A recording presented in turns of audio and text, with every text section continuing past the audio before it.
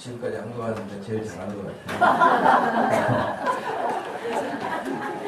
이제 악기 찬양 들을 때마다 좀 불안한 감은 좀 덜해요.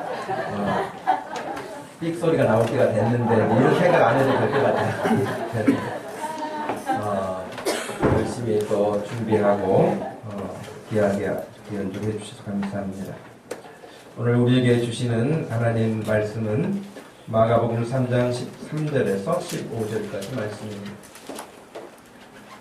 마가복음 3장 13절에서 15절 말씀 찾으셔서 말씀을 같이 읽겠습니다.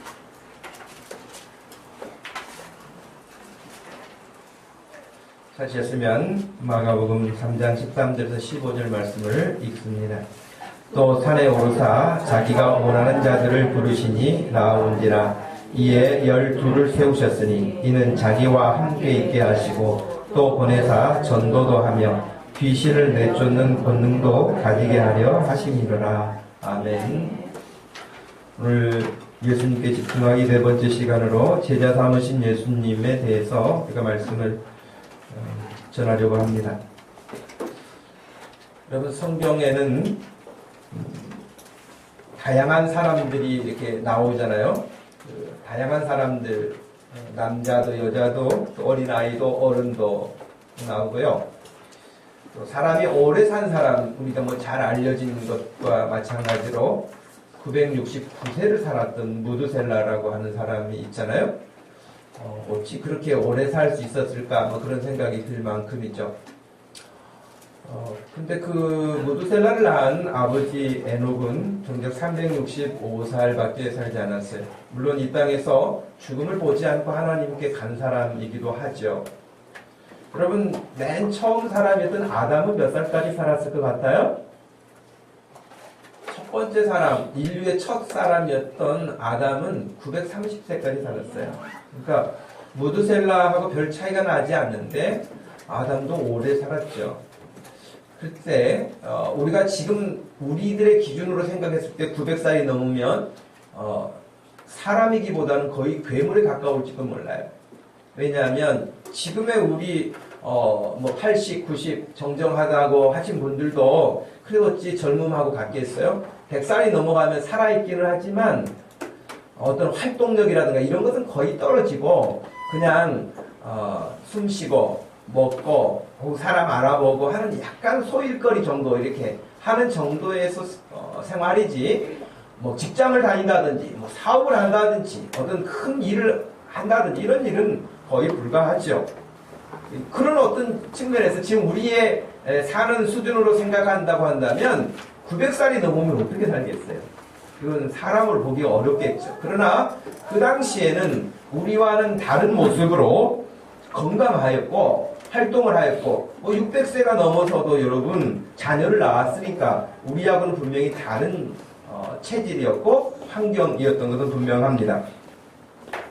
우리에게 뭐 잘 알려진 여러분 아브라함 같은 사람은 노아 홍수 이후의 사람이잖아요. 그래서 노아 홍수 이전의 사람들은 기본으로 살았던 것이 몇백 년이에요. 근데 노아 홍수가 끝난 이후에는 아주 현격하게 사람의 수명이 단축됩니다. 그래서 믿음의 조상이라고 했던 아브라함 같은 사람도 175세밖에 못 살았어요. 그러니까 그 앞세대하고 비교한다면 너무 작죠. 거의 뭐 4분의 1 수준으로 떨어진 것이죠.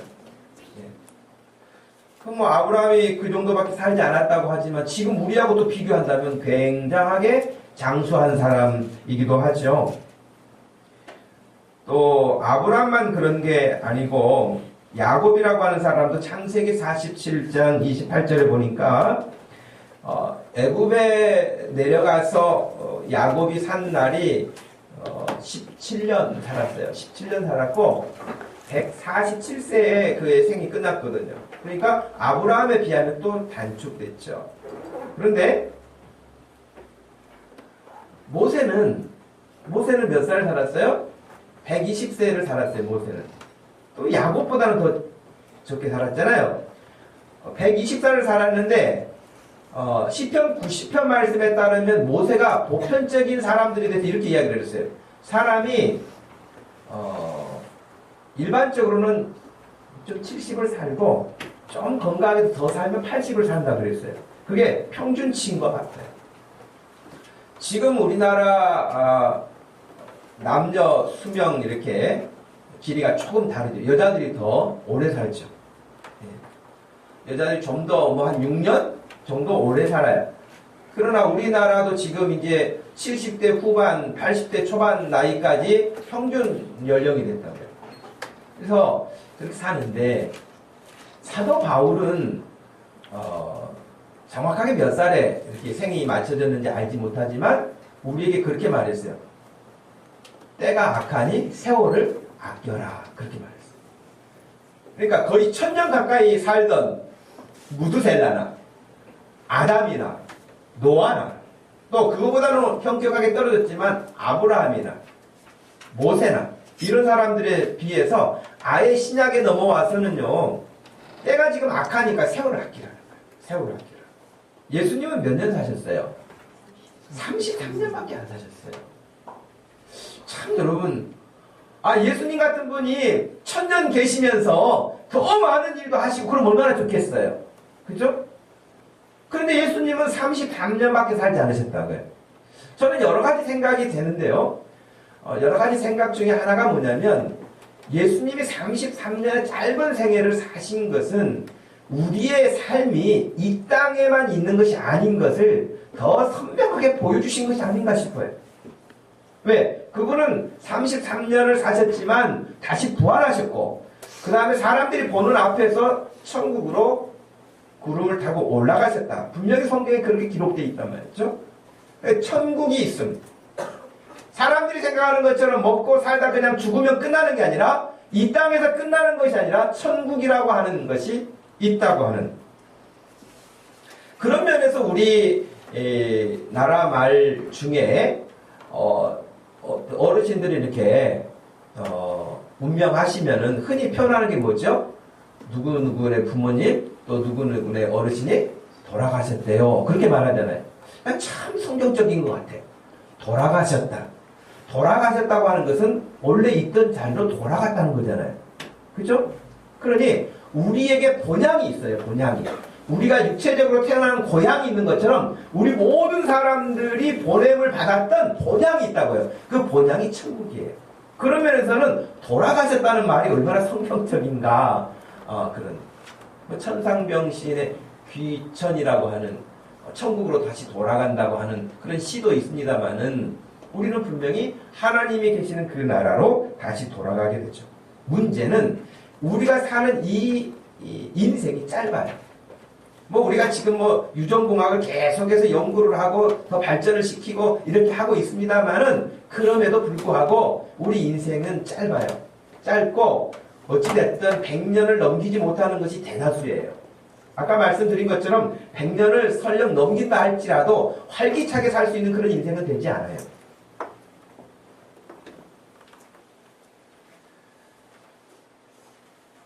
저는 우리 예수님께 지금 집중하면서 예수님은 33년을 사셨는데 재미있으셨을까요? 세상 사시는 게. 괴로우셨을까요? 스트레스가 많으셨을까요? 예수님은 어떠셨을까요? 여러분들이 생각하고 상상하는 예수님은 어떠세요? 예수님 정말 세상 재밌게 살고 하셨어. 그런 느낌이 드세요? 예수님은 정말 스트레스 많이 받고 가신 것 같아. 그러세요? 세상적 기준으로 보면은 예수님 진짜 재미없게 살다 가신 분이에요. 그쵸? 태어날 때부터 예수님을 죽이려고 하는 헤롯 왕부터 시작하여서 피난길에 오르셨고 또 공생애를 시작하시기 전 30년 정말 노동을 하시면서 생활을 하셨고 그리고 하나님의 아들로서 명확하게 이 땅에 오신 그 일을 이루시기 위해서 3년간의 짧은 삶을 사셨는데 그 짧은 삶 가운데도 온갖 대적 세력들이 나타나서 예수님을 공격했거든요. 여러분 살면서 여러분 직장이라든지 이웃이라든지 성도들과의 관계라든지 형제과의 관계 속에서 여러분에 대해서 자꾸 이렇게 비판하고 여러분에 대해서 나쁜 소리하고 여러분에 대해서 굉장히 올무를 찾고 나서 이러지도 저러지도 못하게 만들고 그러면 얼마나 스트레스가 많겠어요. 근데 예수님은 공생의 3년 동안 사실은 계속해서 공격받으셨거든요. 그리고 마지막에는 제자에게 배신을 당하신 거잖아요. 그리고 십자가에 못 박혀 죽으신 거잖아요.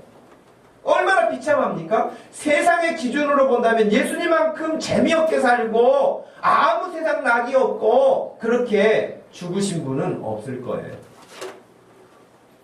그런데 정작 우리가 세상적 관점으로 볼 때는 그렇지만 당사자이셨던 예수님은 정말 불행해 그러셨을까요? 정말 너무 힘들어 그러셨을까요? 예수님은 정작 그러지 않으셨다는 거예요. 사람들의 기준으로 보았을 때는 사람들이 그렇게 말하지만 정작 본인은 그렇지 않으셨다는 거예요. 우리가 오래전에 영상으로도 본 그 최춘선 할아버지 여러분 기억하시죠? 전철에 전도하고 다니셨던 분 최춘선 할아버지. 그분은 여러분 맨발 전도자라 그래가지고 사람들 앞에 계속해서 예수님을 전하고 살았잖아요. 아마 우리 예수 믿는 사람들도 전철에 앉아서 그 할아버지가 사실은 그분이 목사님이시거든요. 그분이 정말 허름한 옷을 입고 목에 예수 믿으세요라고를 걸고 다니면서 예수 믿으세요라고 하면은 우리도 다 그랬을 거예요. 유별나게 예수 믿네. 그리고 지금 시대에 저렇게 하면 전도가 돼? 그러면서 부정적이었을 거예요.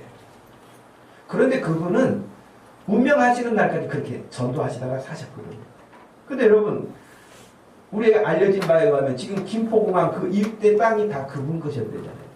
그런데 가난한 자들을 위해서 다 나눠줘 버리고 자기는 정작 집 한 채 작은 거 그것도 옹색하게 넓은 집도 아니고 그렇게 사셨다는 거예요. 그리고 자기는 통일이 되기 전까지는 신을 신을 수가 없다. 그래서 맨발의 전도자인 거예요. 나라를 생각하고 하나님의 나라를 생각하고 예수 그리스도의 복음을 전하는 그 일을 위해서 다른 사람들은 저 노인네가 정신이 좀 이상한가 봐. 왜 저렇게 살아? 등등등 온갖 말을 할 수 있었겠지만 정작 최춘선 그 할아버지 그 목사님은 사람들의 그런 평가에 전혀 개의치 않으시고 하나님과의 관계 속에서 풍족함을 누리시고 즐거움을 누리시고 평화를 누리시고 마음껏 예수 그리스도의 복음을 전하셨던 분이다. 그러니 세상의 기준과 우리 예수 그리스도의 기준 또 예수님을 믿고 따르는 우리들의 기준이 명확하게 다르다고 하는 것입니다. 그렇다면 일반적으로 세상 사람들이 가지고 추구하고 있는 가치관은 여러분 뭘까요? 우리 너무 잘 아는 말씀인데 요한 1서 2장 말씀 한번 가보실까요? 세상 사람들이 추구하고 있는 삶이 있어요. 예수님의 삶과는 전혀 다른 삶이죠. 예수 믿는 사람과도 다른 삶이죠. 여러분 요한 1서 2장 15절에서 17절을 우리 같이 한번 읽어보겠습니다. 요한 1서 2장 15절에서 17절입니다. 이 세상이나 세상에 있는 것들을 사랑하지 말라. 누구든지 세상을 사랑하면 아버지의 사랑이 그 안에 있지 아니하니 이는 세상에 있는 모든 것이 육신의 정욕, 안목의 정욕과 이생의 자랑이니 다 아버지께로부터 온 것이 아니요 세상으로부터 온 것이라. 이 세상도 그 정욕도 지나가되 오직 하나님의 뜻을 행하는 자는 영원히 거하느니라. 아멘. 여기서 보면 이 세상에 있는 것들 하나님으로부터 온 것이 아닌 세상으로부터 온 것이라고 하는 것, 육신의 정욕, 안목의 정욕, 이생의 자랑, 이것은 뭐냐면 거의 다 이 세상의 현상적인 시각적인 것들이에요. 눈에 보이는 것, 손에 만질 수 있는 것, 이런 것들에 사람들이 온통 마음을 빼앗겨서 산다고 하는데 그건 다 지나간다는 거예요. 그건 다 지나가고 잊혀진다는 거예요. 오직 하나님의 뜻을 행하는 자는 영원히 거한다. 이렇게 말씀하셨어요. 그렇다면 예수님이 이 땅에 오셔서 하나님의 뜻을 따라 사셨고 또 하나님의 뜻을 이 땅에서 펼치려고 하실 때에 지금 요한일서 2장에 나와 있는 이 세상의 주관자, 이 세상의 악한 영, 이 악한 영이 그 예수 그리스도를 공격하기 위해서 바로 나타납니다. 여러분 다시 마태복음 4장으로 한번 가보십시오. 마태복음 4장에 가시면 예수 그리스도가 이 세상을 따라 살지 않으시려고 할 때에 이 세상을 따라 살도록 강력하게 요구하고 시험하는 자가 나타납니다. 마태복음 4장 2절 말씀부터 11절 말씀인데요. 먼저 2절 말씀에서 4절 말씀 읽어봅시다. 40일을 밤낮으로 금식하신 후에 줄이신지라 시험하는 자가 예수께 나와서 이르되 네가 만일 하나님의 아들이거든 명하여 이 돌들로 떡덩이가 되게 하라. 예수께서 대답하여 이르시되 기록되었으되 사람이 떡으로만 살 것이 아니요 하나님의 입으로부터 나오는 모든 말씀으로 살 것이라 하였느니라 하시니. 여러분 하나님의 말씀대로 사시려고 하는, 그러니까 40일을 왜 금식하시겠어요? 40일을 금식하신 이유는 딱 한 가지예요. 하나님의 뜻대로 사시기 위한 거예요. 여러분 왜 기도하세요? 왜 금식하세요? 여러분 당면한 문제들을 해결하기, 그 해결이 왜 해결하려고 하는 거예요? 그것은 하나님의 말씀대로 순종하고 살기 위한 거 아니겠어요? 단순하게 부귀영화를 누리기 위해서 금식하는 사람은 없을 거예요. 하나님의 뜻대로 살기 위해서 그런단 말이죠. 예수님이 하나님의 뜻대로 살기 위해서 금식하셨는데 40일을 금식하셨으니 얼마나 배가 고프시겠어요. 그러니까 사단이가 바로 그 뜻대로 사시려고 하는, 하나님의 뜻을 거역하도록 만드는 첫 번째 유혹이 뭐냐면 먹을 거라는 것이죠. 두 번째로 5절 말씀에서 7절 말씀에 보시면은 이에 마귀가 예수를 거룩한 성으로 데려다가 성전 꼭대기에 세우고 이르되 네가 만일 하나님의 아들이라면 뛰어내려라. 기록되었으되 그가 너를 위하여 그의 사자들을 명하시리니 그들이 손으로 너를 받들어 발이 돌에 부딪히지 않게 하리로다 하였느니라. 예수께서 이르시되 또 기록되었으되 주 너의 하나님을 시험하지 말라. 그렇게 말씀하셨어요. 이 이야기는 뭐예요? 하나님을 시험하는 거예요. 하나님을 시험하는 거. 세 번째, 또 높은 곳에 데리고, 높은 산으로 예수님을 데리고 올라가서 천하 만국과 그 영광을 보여주며 마치 남산타워에 올라가서 서울 장안을 쭉 한 바퀴 이렇게 돌아보면서 말하기를 이 모든 것을 다 너에게 주겠다.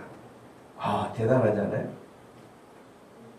여러분 우리 이 교회 예배당 옥상에만 올라가가지고 누지, 남산타워도 아니고 옥상에 올라가가지고만 보이는 것만 준다고 해도 감당 못할 만큼 아니겠어요? 아니 그거는 고사하고 건물 한 채만 준다고 해도 우리는 감당하기 버거울 일이 얼마나 많겠어요. 그런데 온 천하를 다 보여주면 이거 다 주겠다. 그러면서 자기에게 경배하라고 요구한 거예요.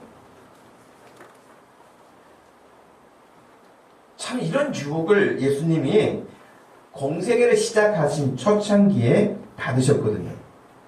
근데 여러분 이 세 가지, 처음에는 먹을 거, 물질의 문제, 두 번째는 성전에서 뛰어내려라, 하나님을 시험하는 거, 세 번째는 세상의 영광을 다 주겠다 하는 이 세 가지 유혹, 이것이 사람들이 살아가면서 늘 굶주려 하는 거 아니겠어요 여러분? 얼마나 요즘에 물질적인 것에 사람들이 매여서 삽니까? 근데 예수님이 말씀하셨어요. 돈 중요하죠. 물질 중요하죠. 다 중요하죠. 그러나 사람이 떡으로만 살 것이 아니라고 말씀하셨어요. 하나님께서 말씀하신 것대로 우리가 사는 것이지 떡만 먹고 사는 게 아니다. 빵만 먹고 밥만 먹고 사는 게 아니라고 말씀하신 거예요. 여러분 왜 직장생활 하십니까? 왜 열심히 돈 벌기 위해서 아침부터 늦게까지 수고하십니까? 그것을 통해서 뭘 하시려고 하십니까? 예수님과 같이 하나님이 말씀하시는 것을 따라 살려고 하지 않으면 다 허망한 것들에 우리가 속아 넘어가기가 쉽다는 것입니다. 아까 요한일서 2장에서 말씀하셨잖아요. 다 지나간다는 거예요. 사람들 보기에 화려하고 풍족하고 누리고 하는 것들 다 지나간다는 거예요. 그러나 하나님의 뜻대로 사는 자가 영원히 남는다는 거예요. 우리 예수님도 하나님의 말씀대로 사는 것이 우리에게 얼마나 중요한 것인지를 말씀하신 것입니다. 두 번째, 성전에서 뛰어내리면은 천사들을 보내서 너를 발이 상하지 않도록 딱 받아줄 것이다. 이렇게 유혹하고 시험했어요. 때 그거는 뭐냐면 여러분 우리가 오늘 어떻게 이와 같은 유사한 말씀에 빠지기 쉽냐면요. 열심히 봉사했어. 근데 왜 하나님이 나를 축복 안 해주셔? 내가 열심히 헌신했어. 열심히 기도했어. 열심히 믿음대로 살았어. 근데 왜 하나님 나를 축복 안 해주셔? 그거하고 똑같은 거예요.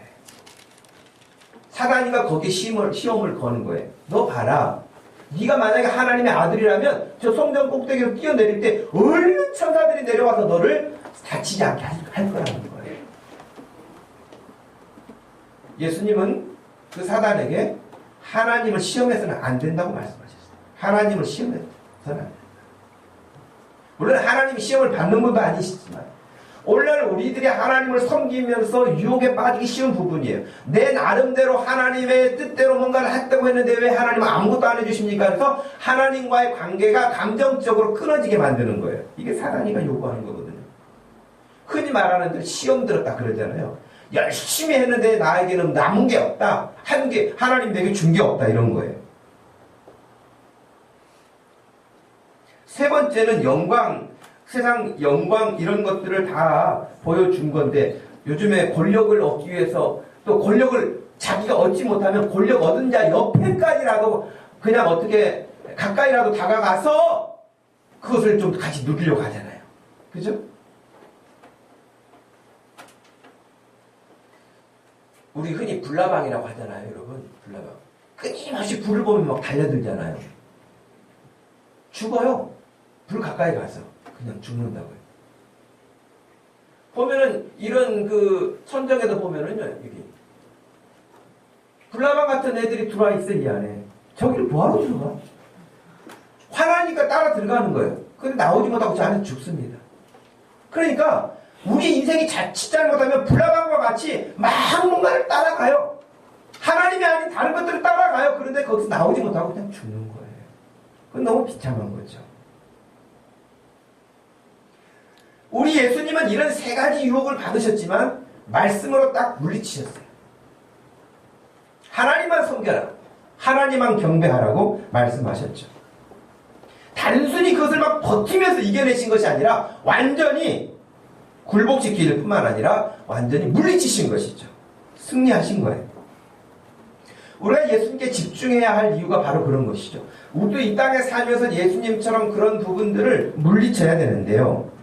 오늘 우리가 이제 말씀을 생각해야 될 부분은 뭐냐면 그런 예수님이 아까 말씀드린 것처럼 천년 만년 계시면서 지금도 예수님이 2000년 30살 2050살 계시면서 예루살렘에 계신다고 생각해봐요. 그러면 물론 전 세계 사람들이 막 예수님 본다고 가겠죠. 그럼 예수님이 그냥 하얀 수염을 그냥 한 3m 정도 길러가지고 그냥 도사처럼 앉아 계셔가지고 예수님이 왔냐 그러면서 그냥 손만 한번 흔들어도 다 낫고 이런 일을 하고 있는 사람이 누구냐면 교황이거든요. 로마의 교황청 앞에 전부 다 사람들이 가가지고 교황 아련한다고 그러잖아요. 아련한다고. 그리스도의 자리를 대신하고 있는 것이죠. 그리스도의 후계자라고 말하잖아요. 어찌 그럴 수 있겠습니까? 그럴 수 없죠. 예수님은 짧게 33년의 생애를 사셨는데 가셨단 말이죠. 근데 예수님이 그런 중요한 일을 하고 가셨는데 오래 이 땅에 계시지 않고 가시면서 하신 일은 제자를 삼으신 거라는 거예요. 여러분, 제자라는 우리 disciple이라고 하는 그 영어 단어, 물론 헬라어에서도 이 제자라고 하는 단어를 여러 번 사용하고 있습니다. 그런데 하여튼 disciple이라고 하는 우리가 이 단어를 생각할 때, 제자라고 생각했을 때 동서고금을 막론하고 간단한 것은 이거예요. 사람들마다 문학도마다 약간 다르게 해석을 하긴 하지만 공통된 것은 뭐냐면 가르치는 스승이 있고 배우는 제자가 있다는 거예요. 그리고 스승으로부터 모든 것을 다 전수를 받고 스승의 가르침을 그대로 수용을 하고 또 그것을 발판 삼아서 뛰어넘는 그런 제자들. 그러니까 어찌됐든 제자는 스승에게 관심을 두고 스승이 가르치는 것에 관심을 두는 거예요. 자기의 마음을 거기에 두는 거예요. 그것이 제자의 가장 기본적인 자세예요. 여러분, 스승이 잘 가르치지 않아. 대충대충 가르쳐. 그럼 여러분, 좋은 스승이 아니겠죠. 학생이 열심히 배우지 않아 좋은 제자가 아니겠죠. 그렇죠? 그러므로 잘 가르치려고 하는 선생님과 잘 배우려고 하는 제자가 있다면 아주 금상첨화겠죠. 오늘 이 시대에 참된 스승이 있을까 하는 그런 의문을 가질 만큼 참 스승에 대한 부분들이 많이 희미해져 가고 있죠. 우리 예수님은 본인이 이 땅에서 천년 계시는 것보다 자기 자신의 모든 것을 집중해서 온전한 것을 다 내어놓으셔서 가르치고 제자를 삼는 것. 제자를 삼는다는 건 결국 예수님과 같은 생각, 예수님과 같은 가치관, 예수님과 같은 사람들을 만들어내는 그 일을 위해서 집중하고 3년간 그 일에 집중하시고 그냥 가신 거예요. 아무 미련도 없이 내가 한 5년만 더 있으면 더 큰 일을 할 텐데 그러지도 않으시고요. 그냥 가셨어요. 우리가 오늘 이 말씀을 통해서 알아야 될 그 두 가지가 있는데 첫 번째는 예수님이 제자를 삼으셨는데 소수의 원리에 집중하셨다는 거예요. 소수의 사람들에게. 여러분 12명이 일하는 게 좋겠어요? 120명이 일하는 게 좋겠어요? 1200명이 일하는 게 좋겠어요? 우리가 얼른 생각할 때는 1200명이 일하면은 훨씬 더 효과적일 수 있고 굉장히 모든 일도 빠르게 마칠 수 있다고 생각할 수 있겠죠. 근데 예수님에게는 그런 지혜가 없으셨을까요? 근데 왜 예수님은 그 많은 사람 가운데 12명만 그 작은 12명만 데리고 3년을 데리고 다니셨을까요? 하는 거예요.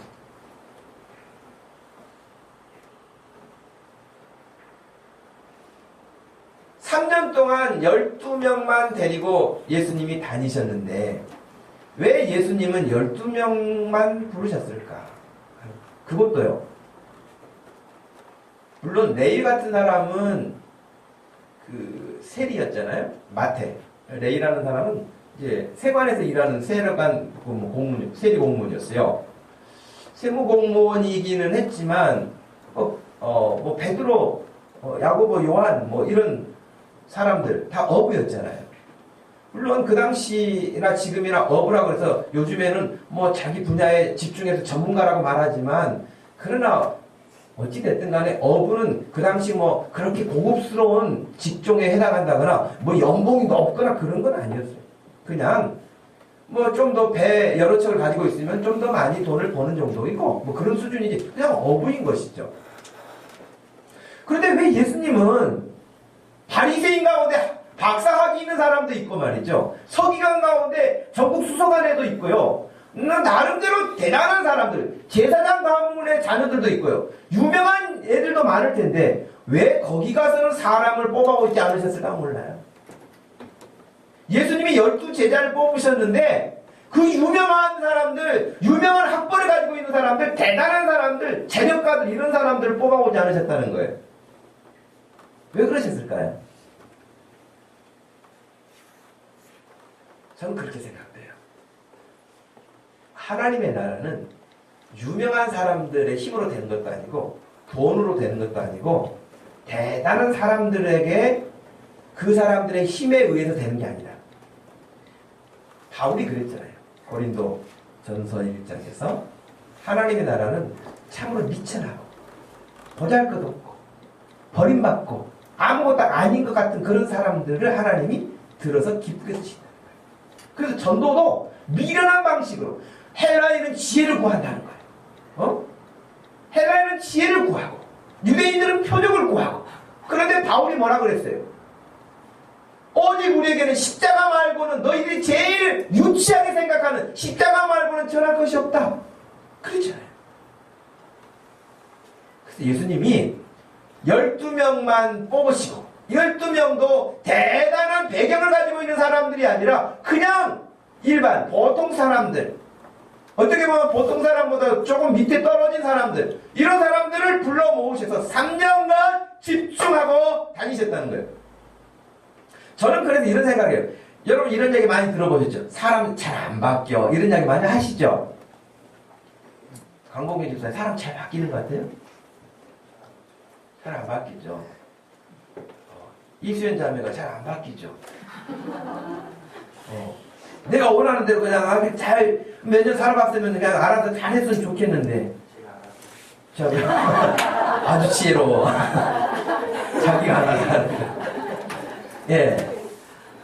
여러분, 아이고 어른이고 할 것 없이요 잘 안 바뀐다고 말하잖아요. 그 사람이 잘 안 바뀌는 부분들이 있어요. 그런데 제가 예수님 제자들 보니까요 3년이면 다 바뀌어요. 기질은 있을지 모르지만 그 본질은 바뀌어요. 예수님 앞에 안 바뀐다는 소리 하지 마세요. 자기가 안 바꾸고 싶어서 변명하는 것이지 안 바뀌지 않아요. 예수님의 제자도 다 바뀌었잖아요. 3년 안에 다 바뀌었잖아요. 어찌됐든 철이 있었든 믿음이 있었든 없었든지 간에 성령이 임하시는 그날까지 해서 그들은 바뀌었다고 해요. 그러니까 사람 안 바뀌어 이런 세례당한 것들에 그냥 나도 안 바뀌고 너도 안 바뀌고 그냥 그런 대로 살자 이러지 마시고 바뀝니다. 바뀌어요. 그러니 예수님이 3년 동안 만약에 1200명을 데리고 제자를 삼고 다니시다고 생각해 보세요. 예수님이 뭐 기억력도 좋으시기도 하겠지만은 오늘날 얘는 또 누구야? 너는 또 어디서 왔냐? 넌 누구냐? 그러실 수 있지 않을까요? 큰 교회 목사님들 뭐 이야기 들어보면은 지금 이제 고인이 되신 수원의 창문대교회 그 목사님 같은 경우는 거기도 뭐 수천 명이 모이는 교회는 아니, 그렇게 큰 교회는 아니거든요. 그런데 시장에도 누가 이렇게 목사님 그럼 반갑게 인사를 누구세요? 그랬더니 저 창원대교회 집사예요. 내가 니를 어떻게 알겠냐? 그러면서 물론 장난말로 그렇게 하셨지만 모른다는 거예요. 사람이 1000명만 넘어가도 어떻게 압니까? 잘 몰라요. 그 2000명, 3000명 되면 어떻게 압니까? 잘 모르죠. 그런 면에서는 교회가 10,000명 모이는 교회보다는 1000명 모이고 100명 모이는 교회가 100개 있고 1000개 있는 게 좋을 것 같아요. 그죠? 그래서 서로가 서로를 알면서 하나님의 나라를 좀 더 긴밀하게 움직일 수 있는, 반응할 수 있는 이런 어떤 시스템이 예수님의 12제자를 보면서 예수님은 12제자하고 같이 먹고 같이 자고 같이 지내고 또 말씀해 주시고 그래서 다 아시는 거예요. 근데 현대인들은 그걸 싫어해요. 자기에 대해서 너무 가깝게 다가오는 것을 부담스러워해요. 좀 적당하게 거리를 유지하면서 자기를 이렇게 유지하려고 해요. 그러나 여러분 교회 공동체는 그러지 않습니다. 교회 공동체는 나도 너도 서로를 잘 알아야 돼요. 그것이 교회의 공동체예요. 한 몸 됐다고 말하잖아요. 한 몸 됐다고 말하는데 이 가시가 박혀가지고 지금 몸이 한쪽이 썩어가는데 뭐 알거나 말건데 눈이 생각할 때 난 잘만 보이네 뭐 그러면서 아픈 건 네가 아프지 내가 아프니 이러면서 그럴 수는 없잖아요. 우리는 교회가 한 몸이라고 말하잖아요. 그런데 왜 아무개 집사님이 안 보이고 아무개 집사님이 요즘에 힘들어하는 것 같은데 왜 내가 안 힘들어요?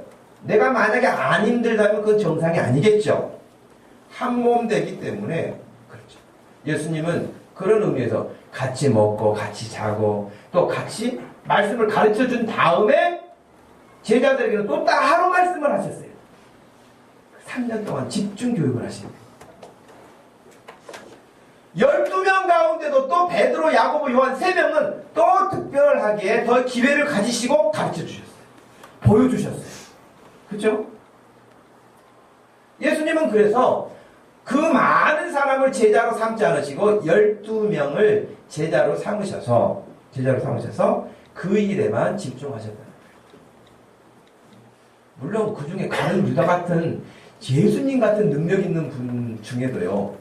예수님을 배반하는 제자가 나와요. 저는 그렇게 생각해요. 예수님 왜 가룟 유다 같은 사람을 뽑으셨을까? 예수님은 자기 스승을 팔아 돈 30에 돈을 받고 팔아버리는 그런 제자인데 왜 그런 제자를 뽑으셨을까?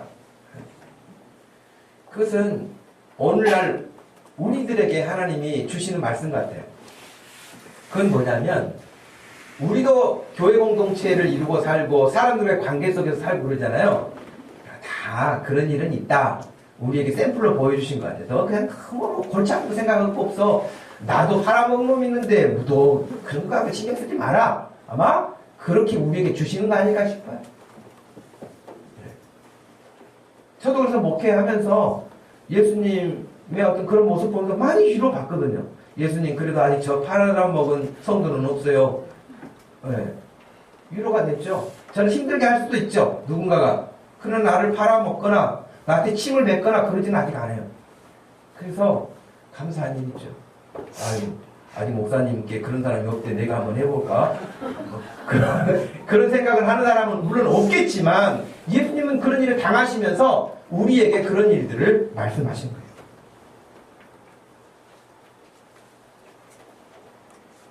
근데 여러분 여기서 제가 이 말씀을 보면서 좀 부담스럽기도 하고 의아한 부분이 있었는데요. 우리가 읽었던 13절 말씀에 보면 예수님이 어떤 사람들을 뽑으셨나요? 13절 보면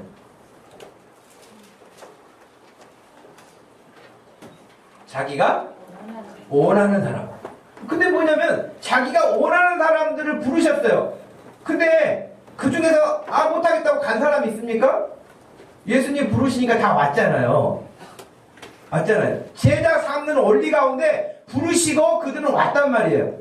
그런데 우리는 부르면 와요, 안 와요? 이게 문제인 거예요. 예수님은 부르시니까 그물도 버리고 아비도 버리고 배도 버리고 어부들이 그냥 예수님을 따라왔단 말이죠. 제자 되겠다고. 근데 우리가 예수님처럼 누구를 부르면 그 사람이 따라오느냐는 거예요. 안 따라온다 이 말이에요. 왜 그럴까요? 왜 안 따라올까요? 물론 우리는 하나님이 아니죠. 그렇지만 하나님이 아닌 것뿐만 아니라 예수님처럼 기도 안 하는 것 같아요. 예수님처럼 하나님의 뜻을 먼저 구하지 않는 것 같아요. 예수님은 온통 하나님의 뜻을 먼저 구하신 분이에요. 그 일을 위해서 집중하신 분이에요. 그 일을 위해서 기도하신 분이에요. 근데 우리는 예수님만큼 능력도 없으면서 집중도 안 하면서 기도도 안 하면서 그러니 안 되는 것은 너무 당연한 거 아닐까? 그 생각도 드는 거예요.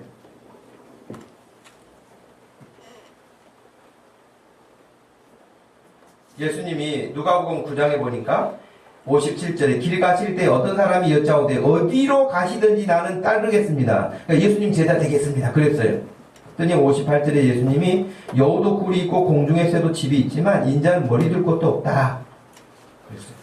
61절 또 다른 사람이 이르되 주여 내가 주를 따르겠습니다. 그런데 먼저 가져가고 작별 인사하고 오겠습니다. 그랬을 때 예수님이 그래 3일 후에는 반드시 와야 돼. 그렇게 말씀하지 않으셨어요.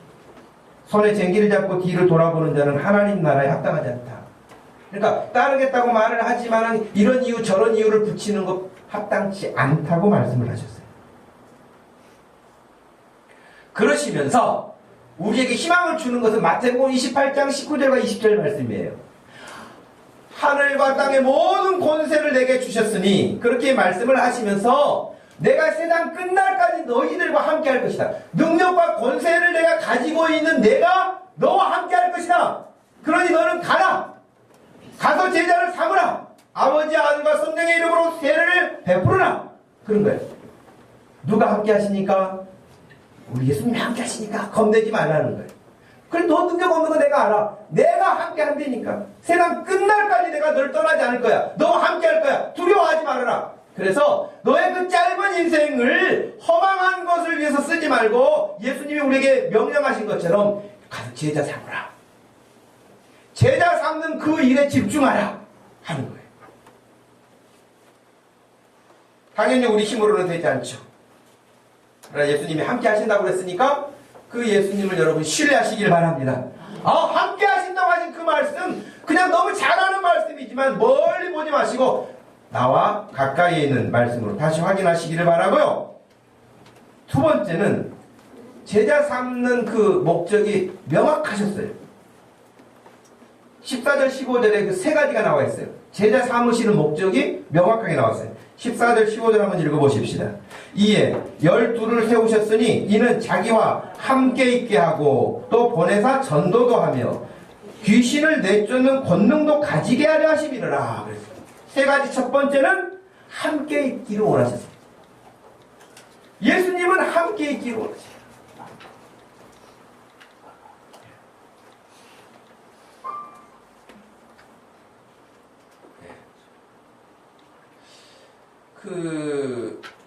누가 그런 말을 하시더라고요. 자녀한테 전화가 오기를 이렇게 기다리는데 전화가 잘 안 오는 것 같아요. 부모는 자녀에게 마음이 있는 거예요. 근데 자녀들은 자기 살만하면 별로 살만한 것에 빠져가지고 부모에게 전화 안 해요. 아쉬울 때 전화하잖아. 뭐 일이 있거나 그때 전화하지. 그래서 오죽하면은 무슨 말이 나왔겠어요? 무소식이 희소식이다. 그런 얘기예요. 뭐 아무 일 없으니까 전화 안 하겠지. 전화 오면 오히려 겁날 때가 있잖아요. 뭔 일이 터졌구나. 뭐 이런 것처럼. 그렇단 말이죠. 근데 어떤 분이 자기는 늘 자녀에게 전화가 왔으면 하는 그런 기대감을 가지고 기다리는데 자녀에게 전화를 안 하게. 그러면서 하는 말이 걔도 내 마음을 아는 날이 올까요? 그러더라고요. 하나님은 우리가 하나님께 오기를 기다리세요. 우리가 하나님께 오기를 기다리세요. 기다리시는데 여러분 그래서 구약에서 얼마나 많은 선지자를 보냅니까? 오라고. 그리고 예수님이 직접 오셔서 초대하시죠. 오라고. 내게 오라고. 그 예수님이 첫 번째 제자 삼으시는 이유가 뭐냐면 나와 함께 있고 함께 있게 하려고. 그럼 예수님과 함께 있으면 좋은 점이 뭐예요? 하나님과 함께 있으면, 예수님과 함께 있으면 그는 영생함을 얻는 거예요. 구원함을 받는 거예요. 우리가 고생하고 스트레스 잔뜩 받다가 죽어 멸망에 끝나는 것이 아니고 우리가 하나님의 품으로 돌아와서 하나님이 본래 사람을 지으신 목적에 합당한 모습으로 복된 삶을 사는 것을 기뻐하세요. 내게로 오라고 그렇게 말씀하시는 거예요. 너희들이 살려면 내게로 오라. 너희가 복된 인생을 오라거든 내게로 오라. 너희가 영생을 오라거든 내게로 오라. 오라는 거예요. 예수님은 그래서 예수님과 함께 있게 하려고 그들을 부르셨다는 거예요. 그러므로 오늘도 예수님께 부름받은 저와 여러분들 주님과 함께하는 일에 힘드시기 바랍니다. 주님이 기뻐하세요. 여러분 부모님에게 안부 전화만 드려도 기뻐하시잖아요. 너 쓸데없는데 왜 전화하니? 뭐 전화요금 많이 나오는데 전화하니? 그러지 않아요. 물론 설령 그런 표현을 하실지는 모르지만 그럼에도 불구하고 좋아하세요. 부모님이 그러시는데 우리 하나님 얼마나 좋아하시겠어요. 그러니 늘 하나님 앞에 가까이 나갈 수 있기를 바랍니다. 우리 예수님이 원하셨어요. 두 번째는 뭐예요? 예수님이 하셨던 것처럼 너도 내가 했던 것처럼 너도 전도하게 하려고 내가 불렀다. 여러분 그 전도 스트레스 받지 마세요. 오늘 크리스찬들 중에 제일 스트레스 받는 게 교회 가면 전도하라는 말이래요. 근데 여러분 스트레스 받는 일이 아니에요. 전도가 뭐 결과가 어떻게 나오든 안 돼 이건 두 번째 치고 늘 예수님을 다른 사람에게 말하는 거예요. 그게 전도예요. 복음 전하는 오고 안 오고의 두 번째예요. 복음을 전하는 거예요. 전도하기 위해서. 그런데 요한복음 15장 5절 말씀에 보면은 나는 포도나무요 너희는 가지다. 너희는 나를 떠나서는 아무것도 할 수 없다 그러셨잖아요. 그러니 함께 하세요. 예수님과 늘 함께. 마태복음 28장 20절 말씀처럼 세상 끝날까지 내가 너희와 함께 있겠다고 약속하신 그 함께 하시는 예수님과 함께 하세요. 그리고 함께 할 뿐만 아니라 예수님처럼 다른 사람에게 복음을 전하세요. 전도하세요. 그 일을 위해서 우리를 제자들을 부르셨다고 하신 겁니다.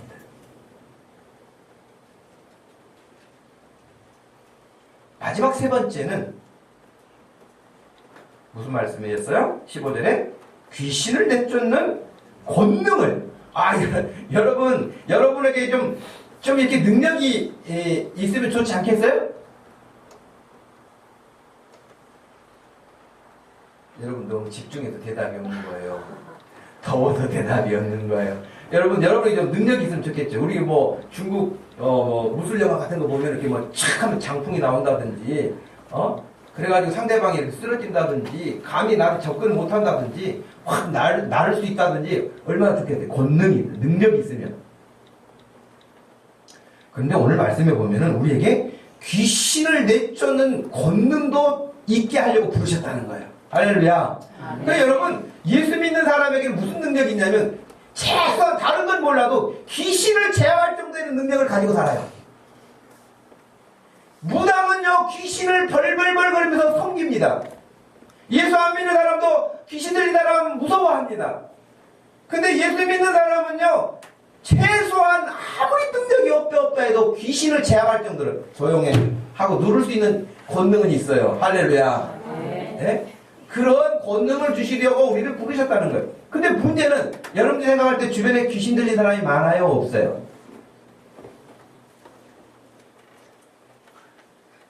갑자기 대답을 하세요. 여러분 주변에 귀신 들린 사람이 많을까요? 적을까요? 여러분 분별력이 없는 거예요. 아군인가 적군인가 모르는 거예요. 귀신 들린 사람 많아요. 귀신 들렸다고 해서 머리 풀고 다니는 사람만이 귀신 들린 게 아니에요.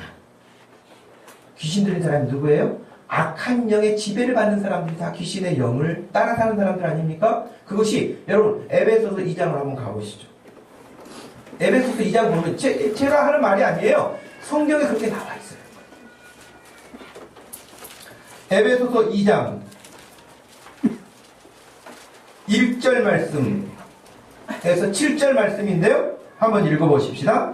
그는 허물과 죄로 죽었던 너희를 살리셨도다. 그때에 너희는 그 가운데서 행하여 이 세상 풍조를 따르고 공중의 권세 잡은 자를 따랐으니 곧 지금 불순종의 아들들 가운데 역사하는 영이라.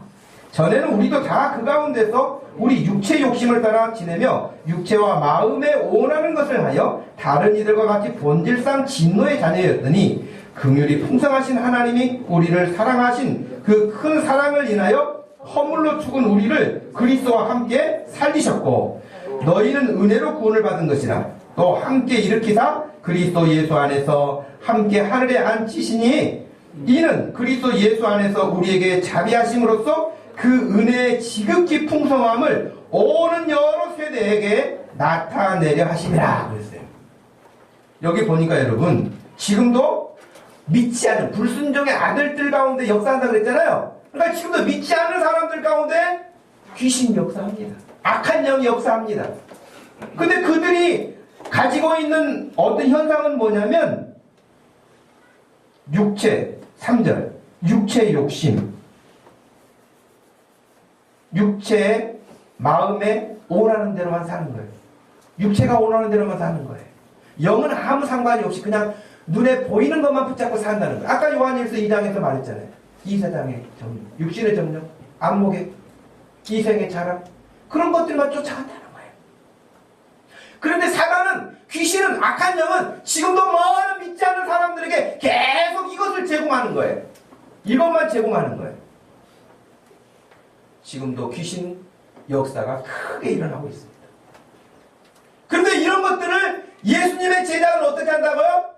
제압할 수 있는 권세를 주셨다는 거예요. 우리가 그런 것들에 세상의 가치관에 휘둘려서 살지 않는다는 거예요. 그래서 에베소서 6장 11절 말씀에서는 마귀의 관계를 등이 대적하기 위하여 하나님의 전신갑주를 입으라. 우리의 씨름은 혈과 육을 상대하는 것이 아니요 통치자들과 권세들과 이 어둠의 세상 주관자들과 하늘에 있는 악한 영들을 상대하느라 그랬어요.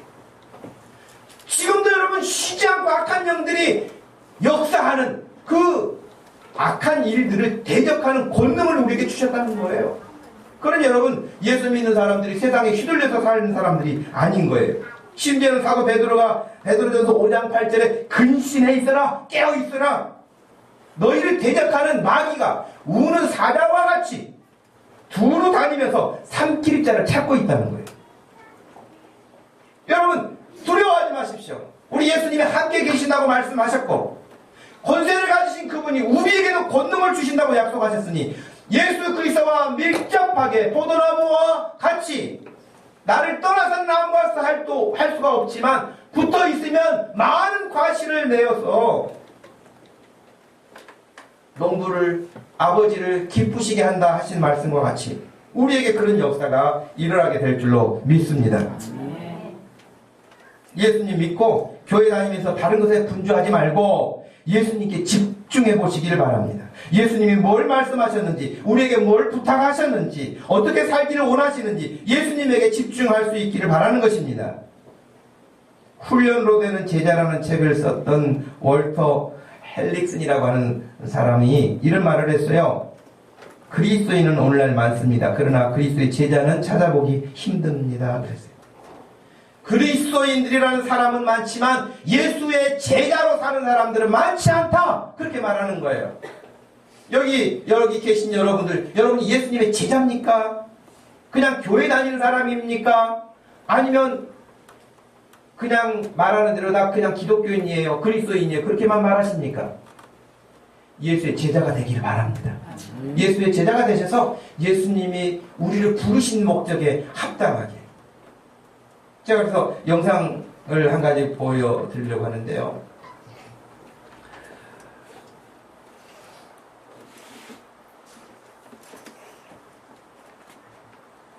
남태평양 지역의 오지를 찾아다니며 원주민에게 복음을 전하는 선교사가 있습니다.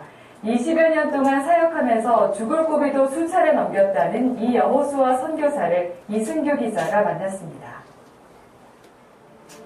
경비행기를 타고 조그만 배를 타고 독충이 우글거리는 무성한 숲길을 뚫고 2, 3일을 가야 겨우 만날 수 있는 원주민들이 있습니다.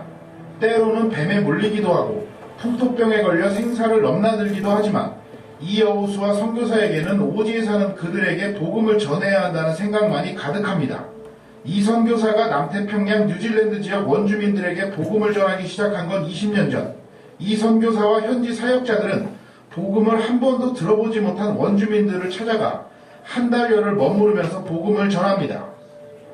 거의 외부 사람들이 들어갈 수 없을 만큼 이제는 겹겹이 자연으로 차단되어 있는, 그리고 또 그들 역시 외부에서 사람이 들어오는 걸 반갑게 생각하지도 않고, 때로는 원주민들이 복음을 전하러 온 그들을 달갑게 생각하지 않아 쫓겨나기도 하고 때로는 죽음의 위협을 느끼기도 합니다.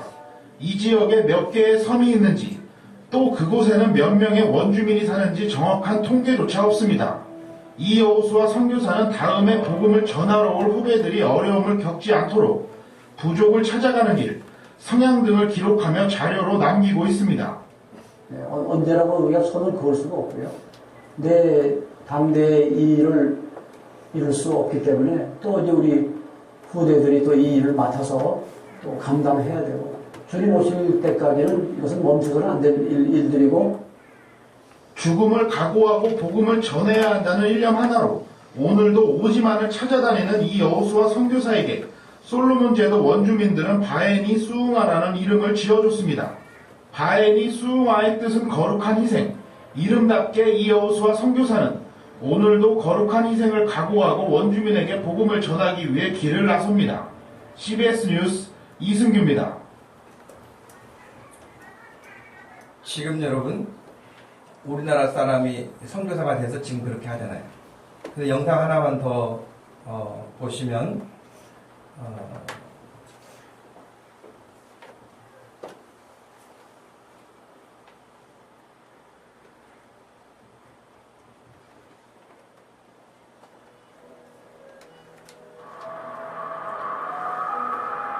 언더우드 선교사님이 했다는 기도, 제가 주보에도 실어놨습니다만은 그 선교사님이 들어올 때 우리나라입니다. 지금은 아무것도 보이지 않습니다. 주님, 메마르고 가난한 땅, 나무 한 그루 시원하게 자라오르지 못하고 있는 땅에 저희들을 옮겨와 심으셨습니다. 그 넓고 넓은 태평양을 건너왔는지 그 사실이 기적입니다. 주께서 붙잡아 뚝 떨어뜨려 놓으신 듯한 이곳, 지금은 아무것도 보이지 않습니다. 보이는 것은 고집스럽게 얼룩진 어둠뿐입니다. 어둠과 가난과 인습에 묶여있는 조선 사람뿐입니다. 그들은 왜 묶여있는지도 고통이라는 것도 모르고 있습니다. 고통을 고통인 줄 모르는 자에게 고통을 벗겨주겠다고 하면 의심부터 하고 화부터 냅니다. 조선 남자들의 속셈이 보이지 않습니다. 이 나라 조정의 내심도 보이질 않습니다. 가마를 타고 다니는 여자들을 영영 볼 기회가 없으면 어쩌나 합니다. 조선의 마음이 보이지 않습니다. 그리고 저희가 해야 할 일이 보이지 않습니다.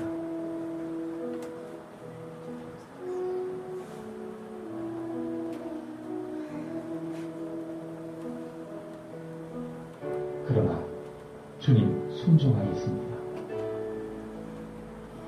겸손하게 순종할 때 주께서 일을 시작하시고 그 하시는 일을 우리들의 영적인 눈이 볼 수 있는 날이 있을 줄 믿나이다. 믿음은 바라는 것들의 실상이요 보지 못하는 것들의 증거니라고 하신 말씀에 따라 조선의 믿음의 앞날을 볼 수 있게 될 것을 믿습니다.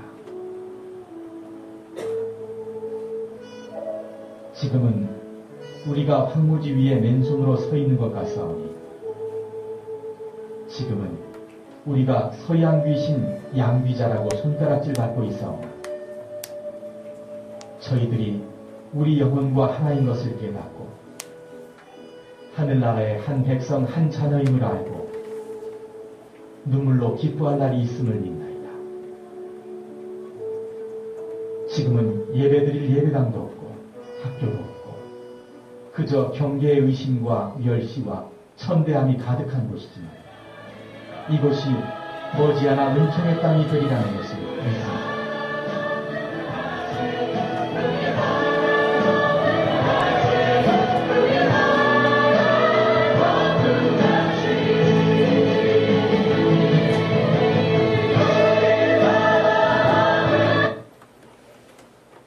여러분 130년 전에 선교사님이 들어오셨을 때 우리 모습이 그런 모습이었다는 거예요.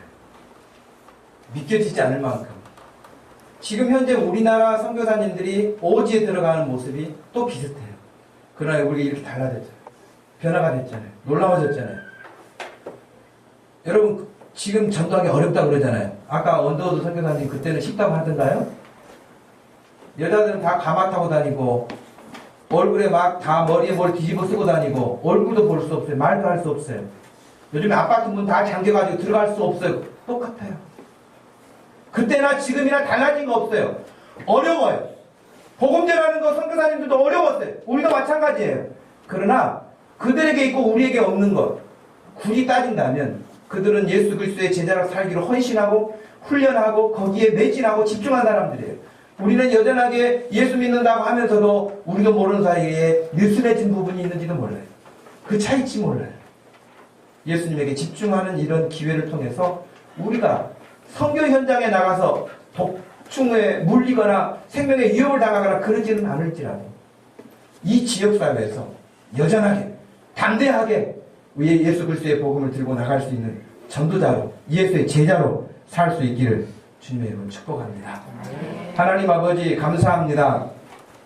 예수님이 제자들을 부르셔서 많은 사람으로 제자를 세우지 않으시고 12명을 세우시고 그들과 함께 먹고 마시고 가르치고 지내시면서 오래 참아주시면서 그들을 제자 삼으셔서 예수님이 하셨던 그 일을 똑같이 할 수 있도록 하셨던 것과 마찬가지로 오늘 여기 부름받은 우리들도 한 사람도 빠짐없이 그 예수님의 제자로 살기를 소원합니다.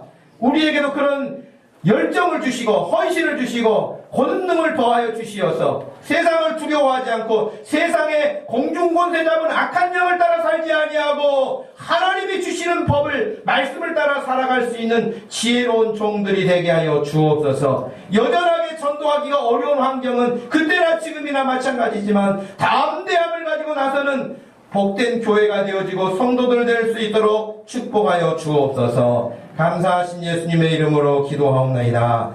아멘.